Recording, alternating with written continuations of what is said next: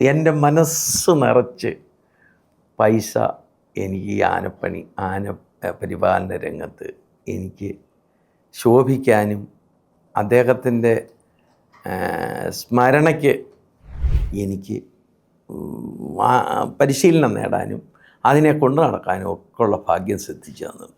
അദ്ദേഹം എനിക്ക് പൈസയൊന്നും അന്നത്തെ കാലത്ത് ഞാൻ ചോദിച്ചു വാങ്ങിയില്ലെങ്കിലും തന്നില്ല എങ്കിലും അത് കഴിഞ്ഞതിന് ശേഷം ഞാൻ ഓരോ ആനകളെ അഴിച്ചു കെട്ടി അതിനെ കൈകാര്യം ചെയ്തുകൊണ്ട് നടന്നു.